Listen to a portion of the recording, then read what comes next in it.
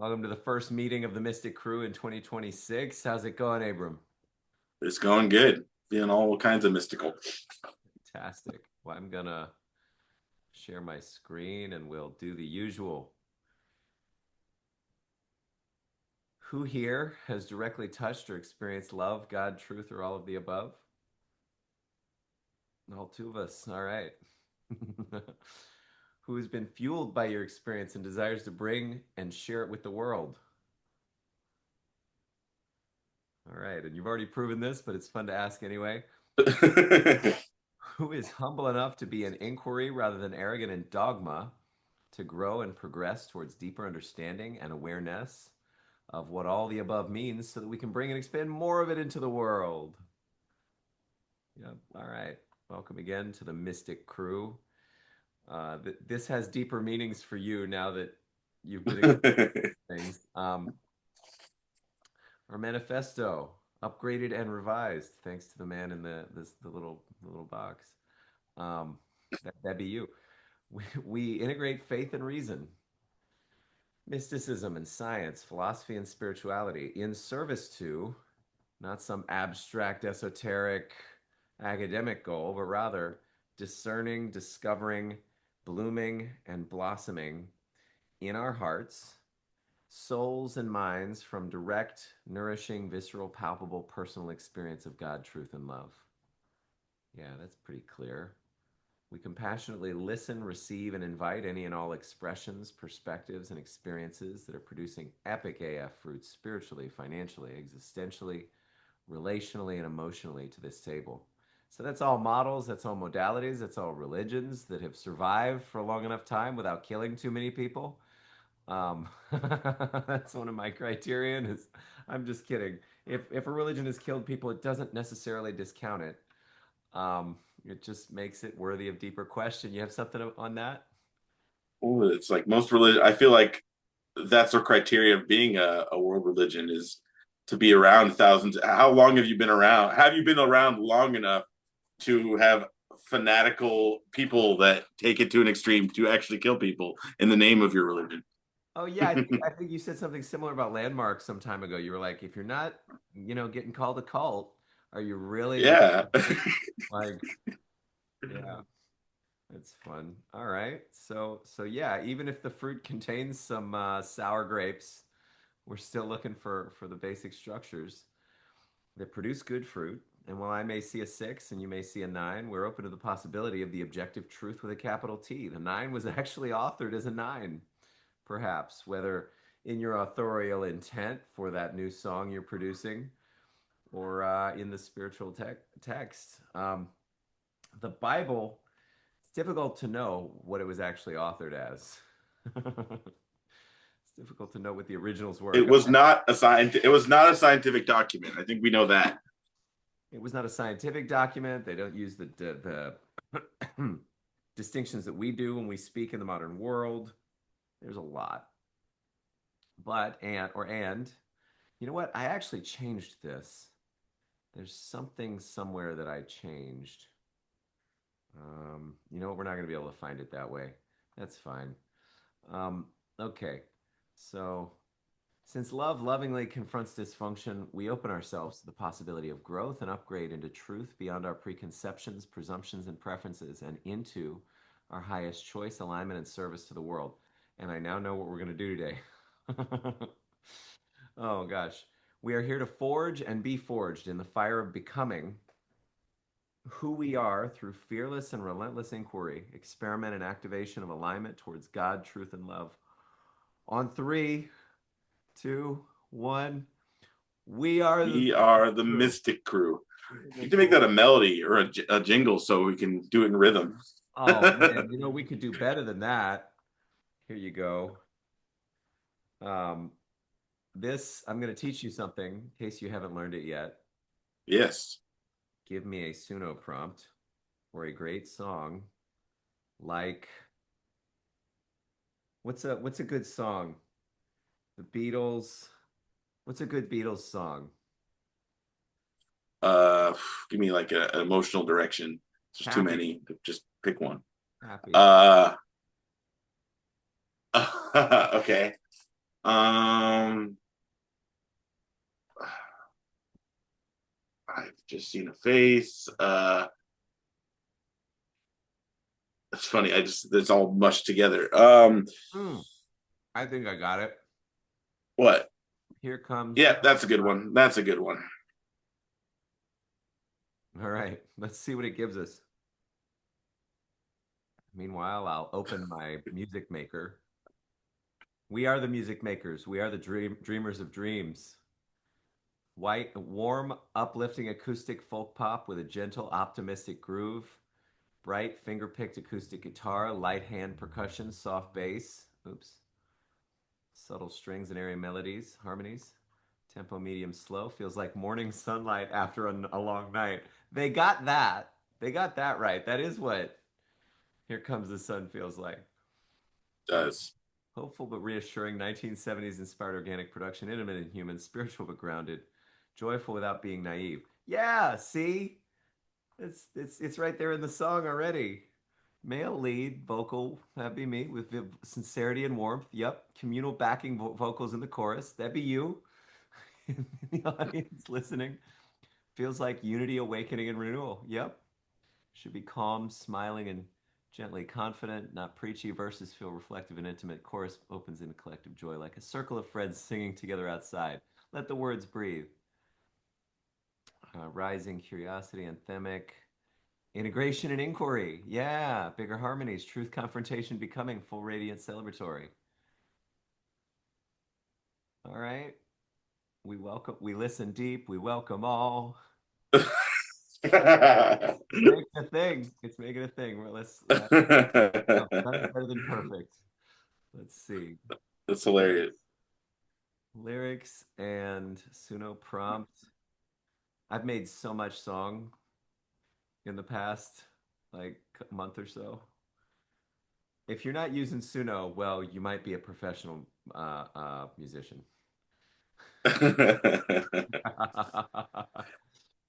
Because you know A how much. funny story about that. Yeah, funny story. Yeah, You want to tell it yeah. while we're waiting for this thing to work out? Oh, it's probably already done by the time I start. But yeah. Well, me and my buddy Zach, who he's my engineer. Like he's very. I mean, his musicianship is off the charts. It's just funny. We were using it a few months ago just as an experiment to see what we could do to like bridge idea, like creatively approach Suno as a songwriter. And it's interesting and it can help some things, but it's never gonna quite do what you want, what you could create yourself, but it's really helpful to just like flush out ideas. Like, oh, it's like it gives you an idea that you can then take and do yourself. Mm. Yeah, so we're gonna test out four different things here. One is Here Comes the Sun, and the other is going to be like the Next Generation theme song. I Let's see. was originally saying just the We Are the Mystic Krewe, like a jingle, like We are we are the Mystic Krewe, like like some melodic. We we are are the the children. Mystic. Yeah, we are the children. Let's see. Suggested structure. Imagine a starship gliding past a nebula, not racing into battle. All right. All right. So now let's see what the first theme song it gave us was. Can you hear that? Little, not really. No, I think you might have to reshare with sound. I'll share with computer audio. Let's see. Am I gonna hate this? Whoa, sounds a We lot like integrate Here Comes the Sun, the faith and intro. reason, mysticism, science, soul, philosophy, spirit, meaning, all in service of what we know. From direct and live encounter, visceral truth we feel and see, God and love made personal, blooming hearts in unity. We roots that actually grow. Spirit, money, love, and me. Let the evidence all show. I see a 6, you see a 9. Still we're open, still we try. Truth may stand beyond our sight, authored clear before our eyes. You don't have the team that I do. Love confronts what isn't whole, calls us higher than before. Through the fire we are formed into who we're here to be. My mom said to do it. Fearless questions, I can't hear you over the song. restless hearts align. I can't hear you. I hear the song. You hear me over the sound of how awesome the thing is in the name. I am actually very impressed. The first like 30, 45 seconds are actually very good. It's all about the prompt. Beyond our preferences, Oh, yeah. beyond our certainty, into deeper alignment with what sets us free. Almost done. Inquiry, experiment, activation of the true. We choose growth, we choose the light. We are the Mystic Krewe.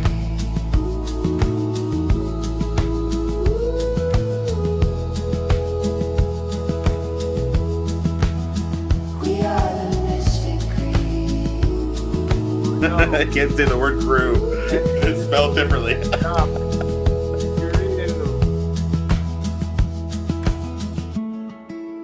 Alright, well, it was almost there. It almost got the word crew because it's spelled differently.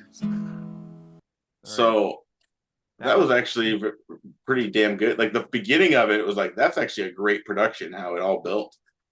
And it gave me a crazy idea. Like if you create like, how long could you like create like a fictional AI like messiah figure and like create a cult like for, like a whole movement from a fake song in a fake like philosophy. I just feel like this is a crazy day and age to live in, that you could do something that quickly and like have a whole, create such an emotionally grounded mystical idea and get followers. Like you heard about that band that was fake, the AI band that was like viral. Oh, and like, man, no, what? oh yeah, that was last year. That was several months ago, but like it was huge. And they were like, is this AI? Is it not? Ended up it was AI, but they created a whole backstory and a whole like they had band photos, they had a bio, and they just appeared out of nowhere. It's like you could create a whole fictional like Moses or Jesus figure in this day and age, and like people could believe you. It's wild. The Velvet Sundown. Yeah. Oh, well, you can tell by how many albums they put out and how quickly. Yeah, and they just never had anything before. Like it was just like they just existed all of a sudden. You can kind of tell they just appeared out of thin air. Fascinating. Well, any cults created like this? That's meanwhile, we're gonna look at the other option for theme song. Let's see.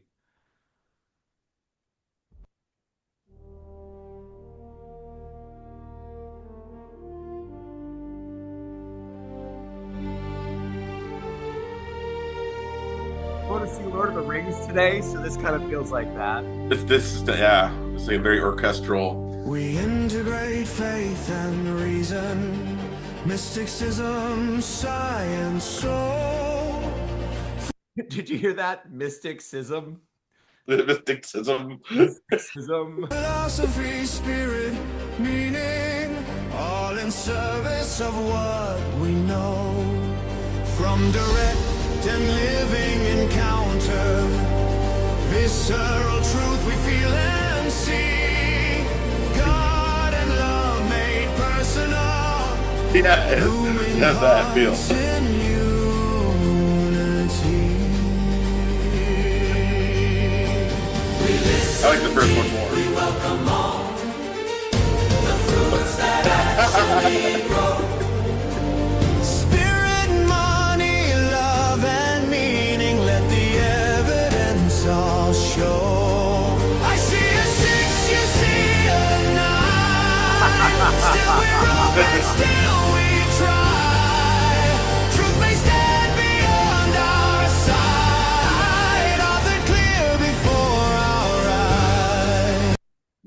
I object, Your Honor. It doesn't have the toothful, rigorous, relentless willingness to like not make everyone wrong in the room, but make everyone incorrect.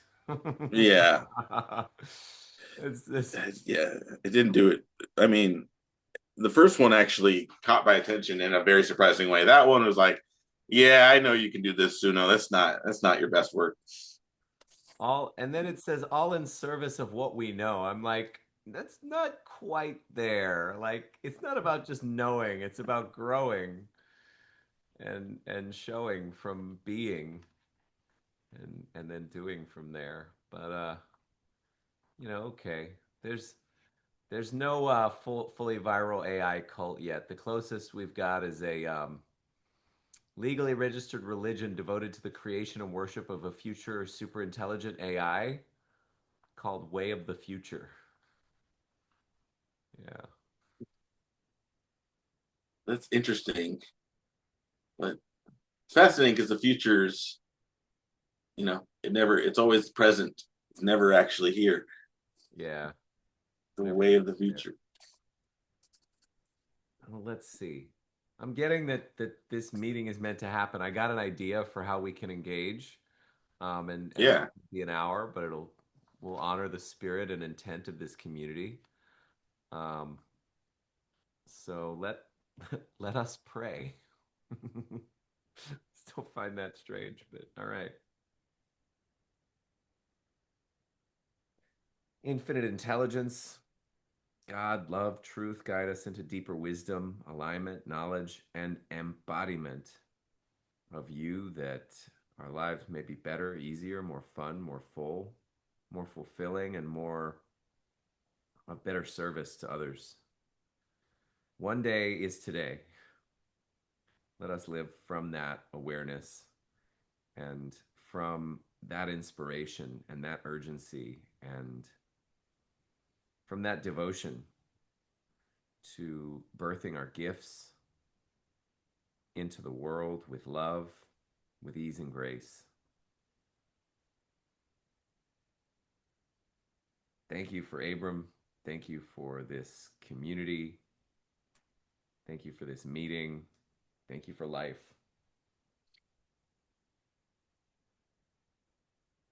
In the name of God, love, truth, infinite intelligence, and Jesus Christ. Amen. Amen. Unless you want to add in, would you like to lead a little bit of prayer? It felt so complete what you just said. Oh, cool. Yeah, I made sure to add in Jesus Christ, so that completed it. I'd love to dive into that. I mean, we don't have to go the full hour unless you want to. I was just saying in general, I think the hour kind of leaves you wanting more. Oh, okay, yeah. I I didn't read the full thing, but I saw a little piece of what you wrote about the pull of Christianity, how you've been feeling that. And Mm-hmm. I'm curious to just kind of to play with that a little bit because I know what you're talking about. And as someone who's not born into Christian, a Christian family, I mean, my grandma was Catholic, but she kind of denounced it after a long time before I was born. Like when the Pope didn't get involved in the Holocaust and help or say anything, she's like, well, this isn't my people. This isn't my community. But like, I've still felt the pull, but I'm wondering, is it the pull of Christianity? Is that because it's the backbone of our culture?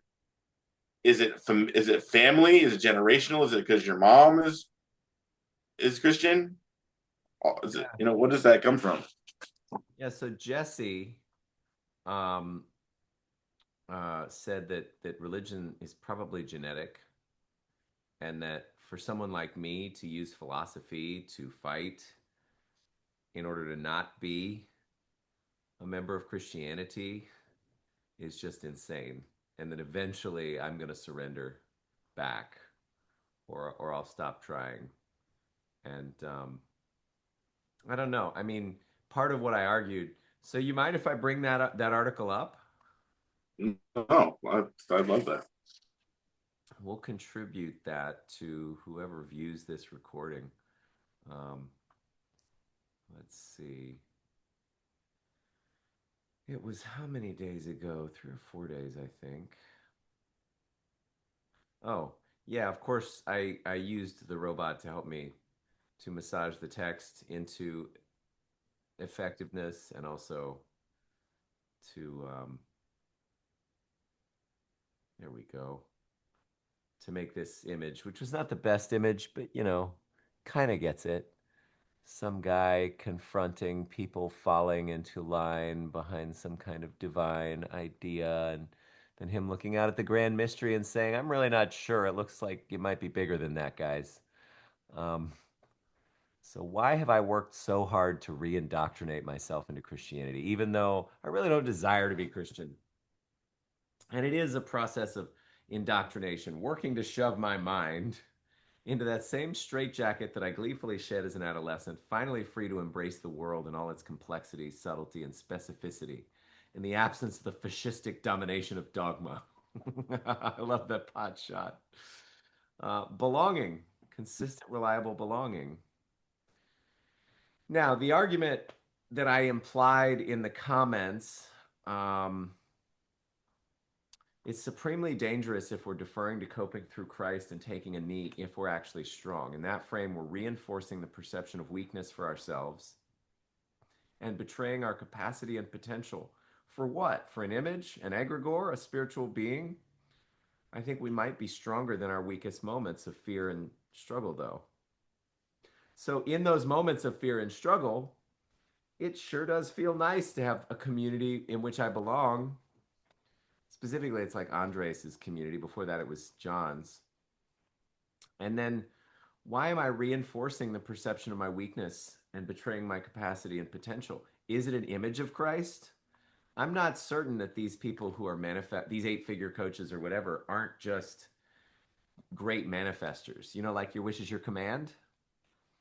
Like Mm-hmm. they're using that model or some variation on that model without knowing it, and they're manifesting things that align to the model that they've chosen to put faith and belief in, that Christ is God and that this version of Christianity is true. And because they're doing what they're supposed to, as it says in Psalms and Proverbs, the righteous will succeed and the wicked will perish or suffer. Well, okay, so I get to succeed because I'm obeying all the laws.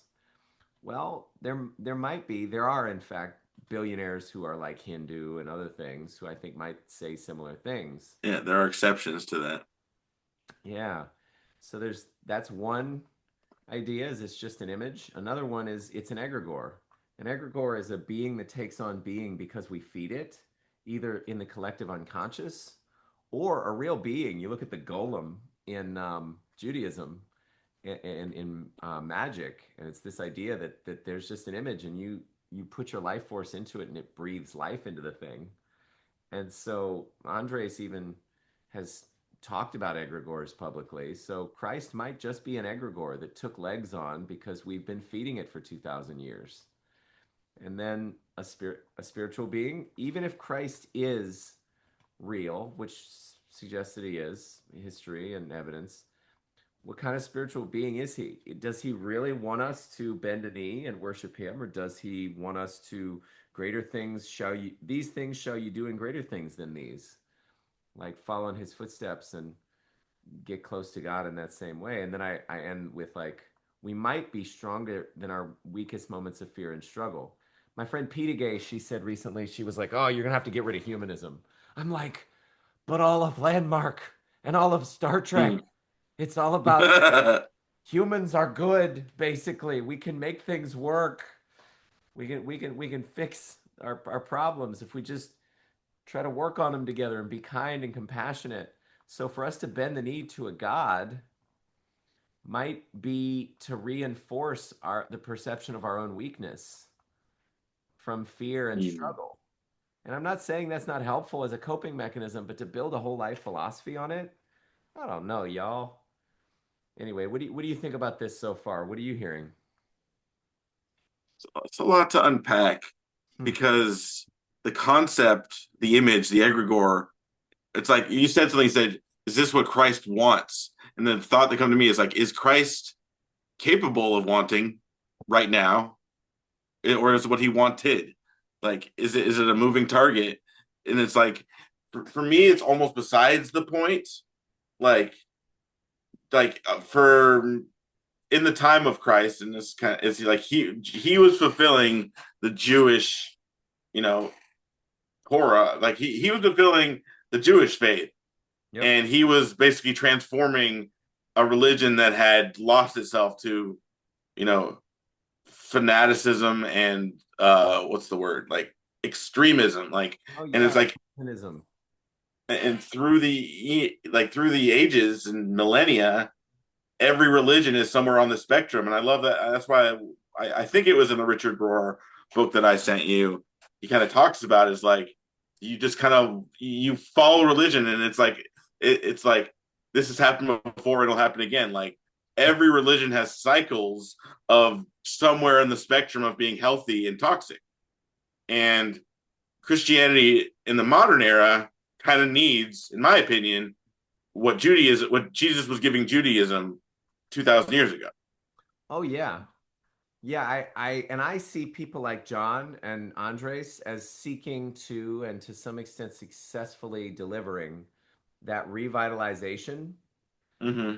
that reawakening of the core kernel of transformation and radical living that was there in the original Christian teaching and movement.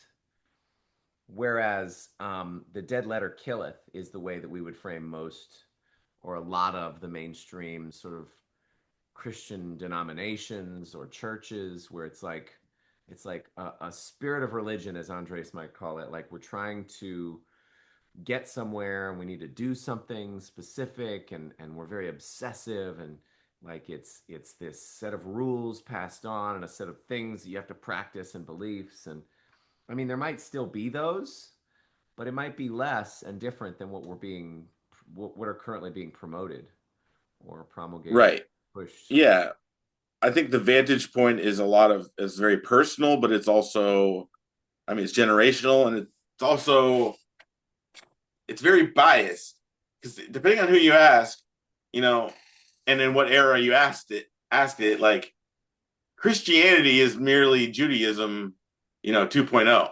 It's some Jews disagreed at the time, like, where, I don't know if you've seen the Monty Python Life of Brian, um, where he drops like, there's a, have you seen that movie, I have, yeah.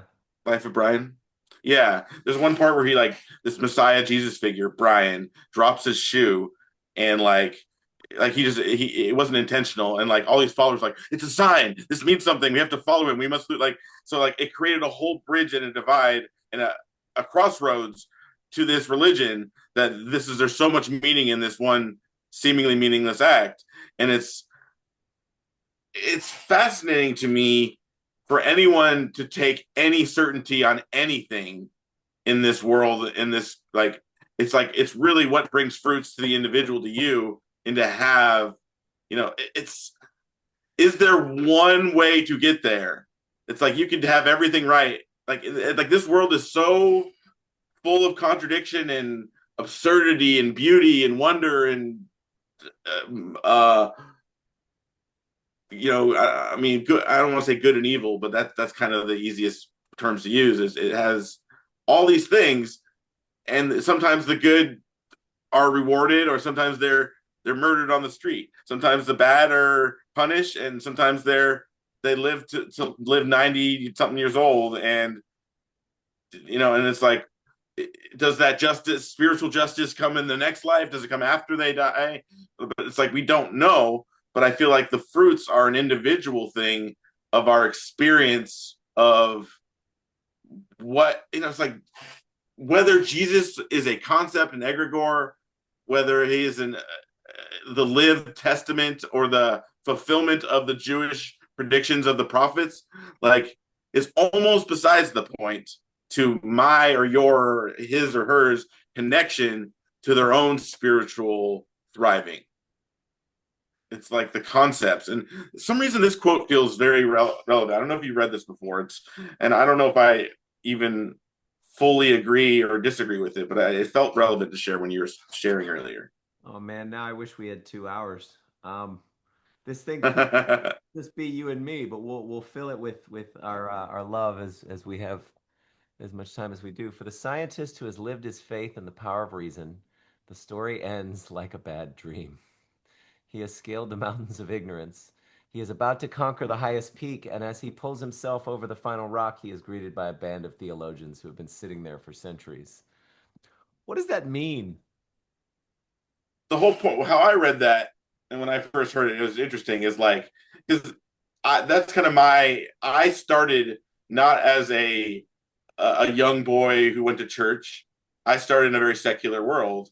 That science is something that my culture. I mean, I'm from California, very secular world, but it's like my family, my community, my state, like it's very science rational. The morality is very based in that. Yeah. And it wasn't until I had like my own spiritual journey, which was a lot more recent in my life, that it's like it was in being skeptical of my own skepticism as a rational thinker, as a skeptic, that that I even was open to spiritual thinking. And like there's two like the Bible, like I said, I was joking when I said earlier, the Bible is not a scientific document, but that's true. Is that these are people that were early humans who were sharing how to best live in a world that has suffering. How do we live in a world that has suffering, and how do we suffer as little as possible? And it was like it wasn't like a document that was like testing the fossils of it was not scientific. It wasn't trying to be scientific. It was so it's very those are two very different paths to observe reality from. And science is like, what is reality made of? And spirituality and even philosophy and even psychology is how do we live the best life with the least suffering and the most joy? So I like where you're standing, because obviously it provides you with utility. But if I may, Yeah. um, I think there's some dynamo overgeneralization, not Yeah. on data. And I've established a pace in this community of like going really fast and really far in Yeah. the direction. So let's go a little far back. Yeah. The idea, for example, that Christianity is merely Judaism 2.0, that is a specific empirical claim.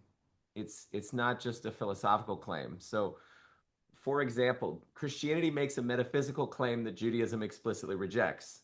Judaism, God is wholly other, no, never embodied. This is inspired by the robot, by the way, but I believe what I'm receiving. Never embodied, never incarnate. In Christianity, God enters history as a human being, suffers, dies, and resurrects, which is why there are so many Jews who are like, no, that was not our Messiah. Our Messiah doesn't look this way, because Judaism is not, or Christianity is not just Judaism. Judaism isn't simple enough to be resolved by Christianity, number one. Number two, Judaism centers on Torah observance, on the law, and Christianity introduces a fundamentally different soteriology. Righteousness is no longer grounded in law keeping, it's mediated through participation in Christ. Andres recently did a whole thing about works of the law from Galatians. And he overextended it. He was like, oh, these biohackers, these Qigong teachers, these people practicing, even distinction-based coaching in order to clean their mind every day, like they're doing works of the law. We're free of works of the law. If you just be in Christ, you don't have to do all that shit anymore. So, and then let's see what else. In Christianity, the Messiah is divine. In Judaism, it's a human political figure, though you would get disagreements from different versions. Um, let's see. Judaism's sacred texts are not treated the same way. Yeah, they don't have identical series of sacred texts. So I don't think that's true. I I, love this. I love that you're interjecting. This is what I'm like what you just said and interjected with. This is what I'm here for. So, from my personal perspective, it's exactly what it is. As someone who's grew up with as not religiously a Jew, but as culturally a Jew, and as I actually started reading the Bible, reading the Torah, and then studying Paul, like these guys were all Jews. Like all the apostles were Jews. Jesus was a Jew. Paul himself was like say like he was persecuting Christians. He was a Pharisee who like I love the comparison to the Taliban. The Pharisees were like the Taliban. They were the kind of the security guards of the law. Like they knew no one knew the Torah better than them. They could read it. They knew it like the back of their hand. Um, I'm showing a piece of scripture here. Hebrews 10:1, I think, says it really well. It's like the law is only the shadow of the good things that are coming, not the realities themselves. That And was that's Paul's view. Yeah. yeah, and That it's not we're wasn't not all sure if of Paul wrote that Judaism. or not. Yeah, no, I agree. But Judaism is not one thing. Through millennia, Judaism has always been an argument, and that's a stereotype of Jews. But the truth in that stereotype is it's never been like this is the way Judaism is. It's always been reform. It's like tradition versus what's relevant. It's reform versus orthodox, and this is what's kept us alive. This is what and it's like that. It's like the founding fathers in America. It's like it's the Federalists, the Anti-Federalists. It's not one side is right. It is the pursuit of opposing views that is a living, breathing thing. And that's kind of my view is I totally it doesn't cleanly fit Christianity is Judaism 2.0. But what I'm saying from my own cultural Jewish perspective is that like as I was reading the words of Jesus, the words of Paul, it was like, hey, you guys are missing the point with all these books in the Torah. Like it's about love. Like the law is only helpful if it actually helps you get to love, and that's what Jesus was pointing to. Is like you're missing the point. Like we never left the garden. We are in the garden right now. You guys are killing people, missing the entire point of what these were written for. And I would say, like, it's funny because like Jews for Jesus is kind of a joke within the Jewish community. Is like, how could you be Jewish? And it's like if you actually look at a lot of Jewish scripture or prophecies, Elijah and stuff, he speaks about the Messiah. A lot of people say Jews missed the mark or didn't see Jesus as the Messiah because he was supposed to be some grand king, and it flipped everything on its head of what they thought the Messiah was supposed to be. But I think there's a gray area that is why Judaism in the modern era is not Christianity, is because they didn't see Jesus as the Messiah. And I think that's kind of the gray area that 2,000 years of discussions have led us here. Yeah, I think, okay, if we want to define Judaism as fundamentally like a place where arguments happen about what the nature of truth and God is, like, okay, I'm sure some Jews would argue against that, and neither of us is scholars. Most Jews will probably disagree with me. I'll just say that.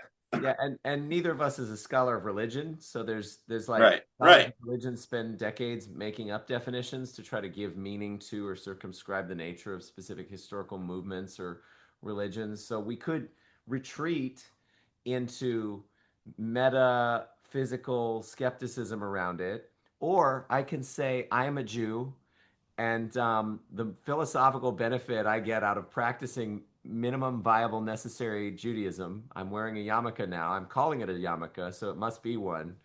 I mean, that's the extent to which we're equipped to actually meaningfully create definitions. That then the question becomes, what do I get out of the philosophical move of saying that Judaism is we don't know, or it might be Christianity might be Judaism 2.0. Well, the result is it irons out the wrinkles ecumenically so that neither of these positions have any teeth anymore. Hmm. To the extent that they have teeth is the extent to which they are not coextensive, identical, and already contained in one another. And we're not all, we are the world, we are the children. You are absolutely the same, and there is no difference between us. So we can go in the same direction. And in the Left Behind novels, they do that and they say, yeah, anybody who claims that their religion is actually not exactly the same as everyone else's, we're going to kill them because they're anti-unity. And it's like, Right.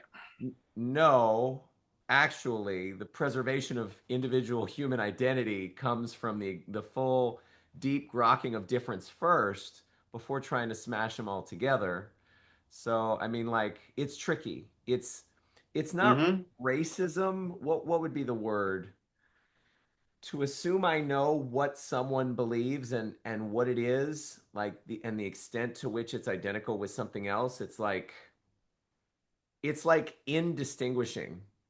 Do you know what that is? Like if Hmm. distinguishing gives greater freedom and power through paying attention to the differences and making them more clear, then the opposite of that would be, yeah, I guess it's just indistinguishing. For me to indistinguish a philosophy or a religious position is to undignify it and to open myself to every member of that position or religion ripping my asshole a new one because like no actually guy you're not a practitioner or you're not the kind of practitioner so I don't know.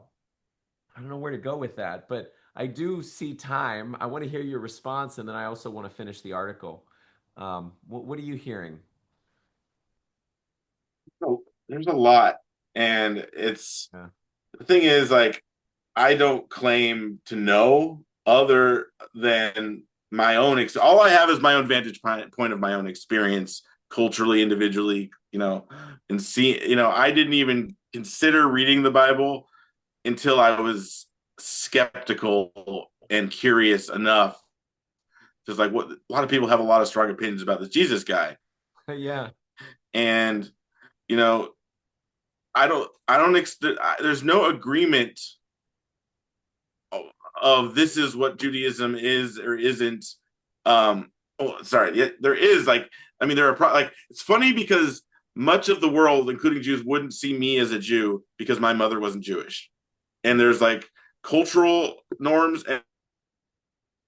and there's religious doctrine. And some people live fully by religious doctrine. And I kind of connect that to the Paul who was the persecutor Paul.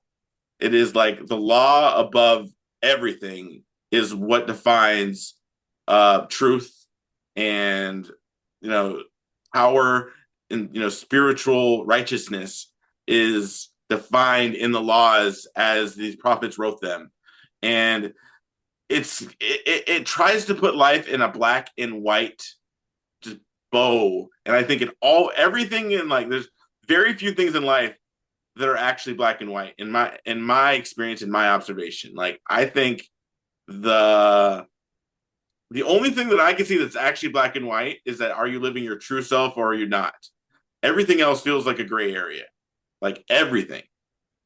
And it's to say this is what Judaism is or it isn't, to say this is what Jesus said and or meant, to say this is Muhammad's belief and this is where it's like we're almost chasing our own tail by having any religious argument other than our outside of our own experience.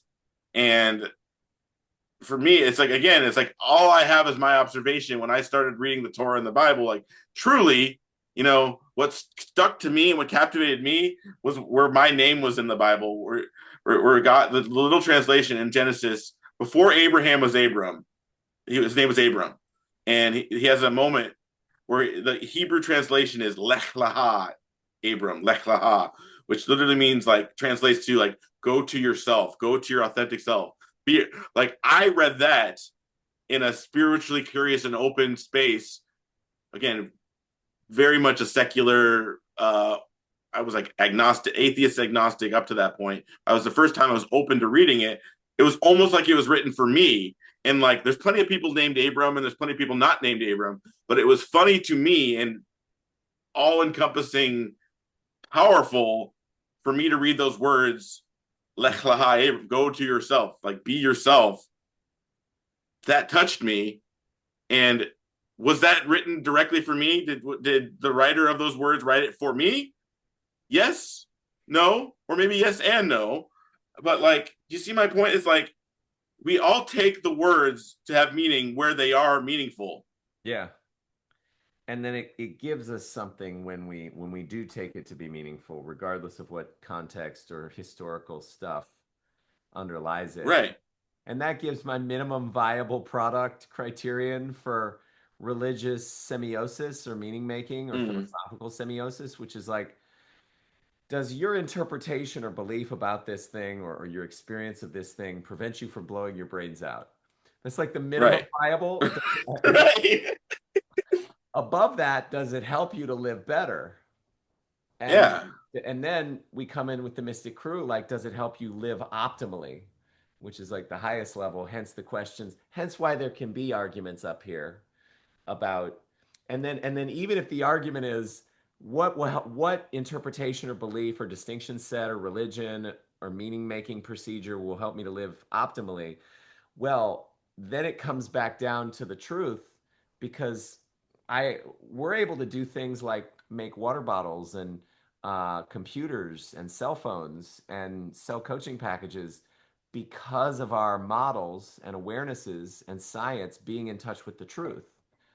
So therefore, I think that having an awareness of the truth is still relevant, even if I just want to feel better, even if I just want to optimize my life.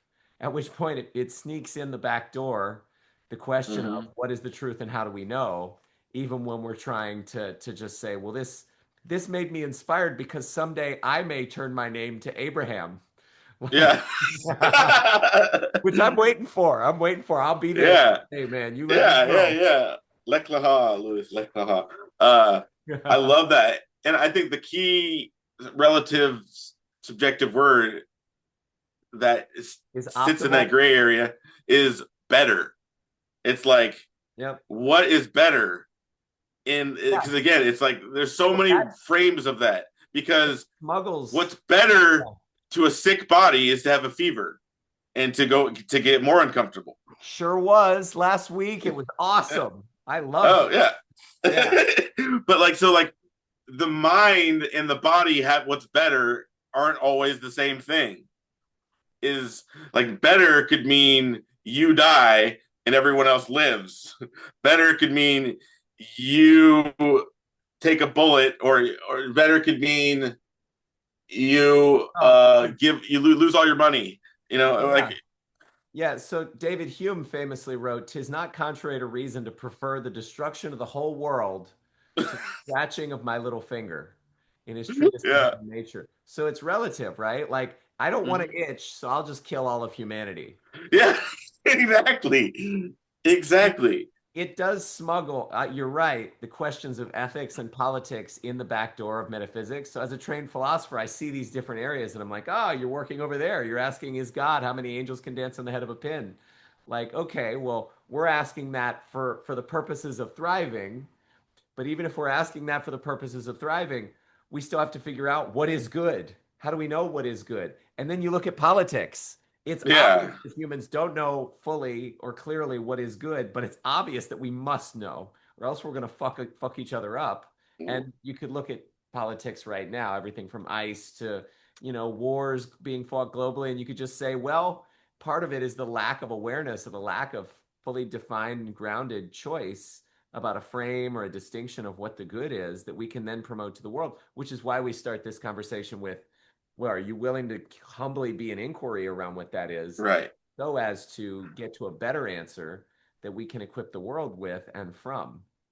So, Right. Yeah. Well, and it's like I think that what you're pointing to is like those are all the battles, not of history, but for history. You know, the ones that win the war are the ones that write the history books. You know, and it's like we want it, whether it's an actual war, a spiritual war, a cultural war. It's like it's really fighting for what's right, what is right, what's defined as right or good, and it's like those are the and that was something that blew my mind because when I actually did landmark, I was fully in a spiritual inquiry. Like I got baptized, like I was like fully in the this Jewish Christian. I'm like I think a Jewish Christian mystic of like kind of where the space I was in of inquiring and looking. And then I saw Landmark. I was like, whoa. When you take away morality, ethics, legality of what's good or bad, right or wrong, what should or shouldn't be, and you shift to integrity, it's a different.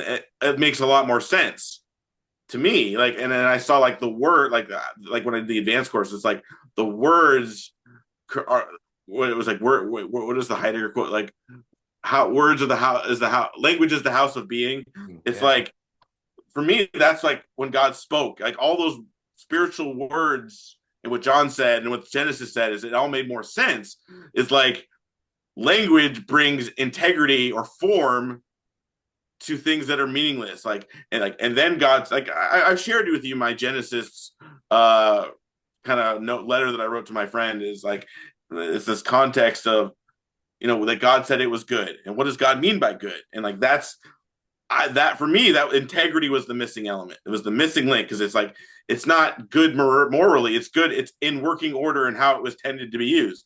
And when you say I'm going to call this a man or a water bottle or a cell phone, that when you give form or language to a thing that is assembled of many things, then that thing has an ideal, it has an intention, and that thing has integrity when it's working as intended. And that's for me, that's what it all comes down to. Is the integrity is was missing, the distinction of integrity. Yeah, we could then ask, well, metaphysically, were we designed? Because if we were designed, then the integrity of our operation exists intrinsic to the design, and we can either honor it and flourish from it, or dishonor it, run from it, and suffer. And that's exactly the argument that the Christians end up making. Is like, we know what nature is, we know how to thrive in integrity. Then it becomes See, but that is playing God still, is to say we know what we're designed. Like it's like the paradox is I'm totally okay with people who are getting better fruit than me telling me they know the design if their view or frame on the design is promoting and producing better fruit. Like, okay, maybe that is how it's been. For example, in sexuality, a lot of people are walking around like casual sex. I have the freedom to pursue pleasure at all costs, no matter what the consequences. I should.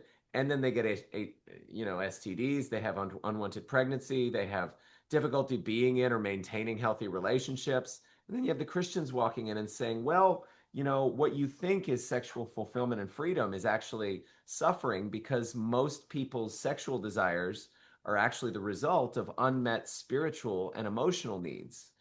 So like if you're not meeting your spiritual and emotional needs, you're making a category error within the integrity of the function of that thing. You're trying to solve an external or an internal problem with an external solution. And I've seen this to be true enough in relational like coaching and distinguishing that I'm like, might they be accurate? Might they be correct? And then the modern world, there's a lot of men and women who are just not having sex because they see enough of the people getting burned by casual, careless, reckless, rambunctious, to even their perception, misuse of sexual energy and intention.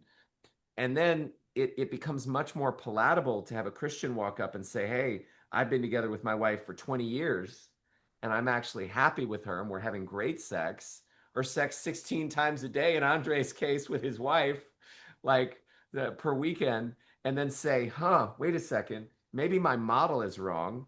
Maybe I'm out of integrity. Maybe they've got the answer. Maybe the roots and frame with which they approach the question are actually better than mine.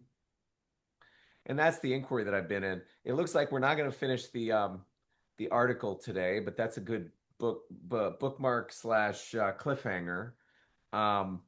Closing thoughts, if you want to give it in a minute so that I want to be able to transition to my next conversation and leave you time to update me about your business and stuff through Signal. Yeah. So in the best I can, I'll respond in a minute because everything is relative because you keep pointing to better. And it's like there's so many, but I think the frame to search and the pursuit of better in your definition is probably part of the point. Because like we can't always be right or better, but if we're aiming towards it and pursuing towards it, whatever that means, I think that is closer than to not just sitting still or heading the opposite direction. Yeah, I think it's pretty uncontroversial that most people would want better sex, better relationships, better health, better happiness, more financial success. And then we have parameters.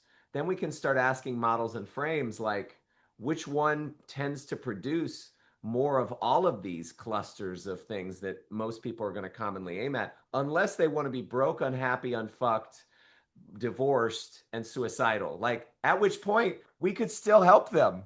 we could still find a frame for them to help them get more of those things. But Right. people Right. are too smart to want those things. Right.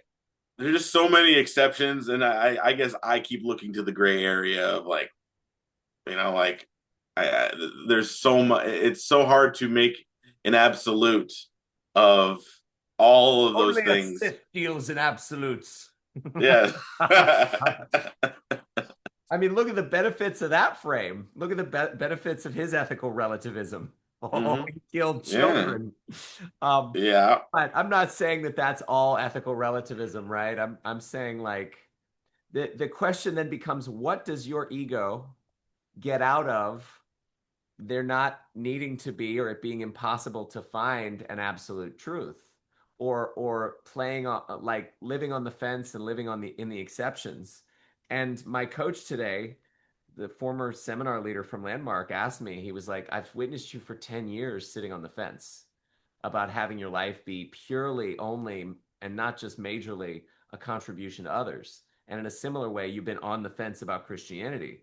And I was like, wow, you're right. And I see how a full on, like, this question is answered, this is who I am, Hmm. would actually result in better performance and better fruits if I just made Hmm. a choice rather than sitting on the fence and playing like I can push all the data and evidence I have received away by relativizing it so that I can remain comfortable in my what? Dysfunction and disempowerment compared to those who are making better results than me? Do I really want that? Yeah. Or am I willing to sacrifice better functioning for the freedom of thought and inquiry that it seems to buy me?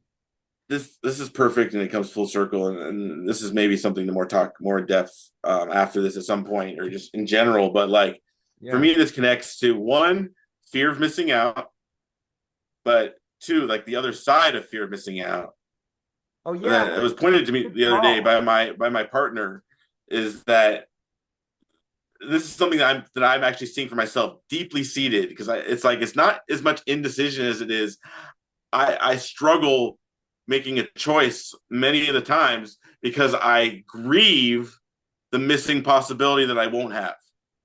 And it's grief to not get the fruits that I potentially could have by doing the thing that would have the most delicious fruits. And I end up missing fruits altogether because I'm so caught up in the most delicious fruits and how it's this recipe and this. It's like it can be something as stupid as a menu. Like I don't know what to get because there's these all could be good, or it's like if I choose this, I'm saying no to other things, and it's like it's all for me. That is, I realize that's grief. It is grief of not lived possibilities. Yeah, and every choice, I'll leave the viewer and our audience with this. I'm leaving the beginnings of a great conversation. This was a good teaser trailer for a conversation that can open up in the future. We know exactly what direction to go. Thank you for being a member of the Mystic Krewe. Would have been real awkward if it had just been me and my course manager. That would have been super awkward. Yeah, super awkward. But every choice is the suicide or death of all other possibilities. Like, so we Yep. have to make a choice. And even by not choosing, as Rush famously said, you have still made a choice. And yeah, so now I've got a coaching call to jump on with a potential client, but bless you and thank you. And I look forward to hearing how you're doing in text. I'm gonna, yeah. Oh, end the recording. Just give me 10 seconds here. Oh, I gotta go. I gotta go. Oh, okay. Gotcha. End it, but I'll see you on the threads. Send me an update. Appreciate Sounds good. it. All Thanks. right, buddy. Yeah.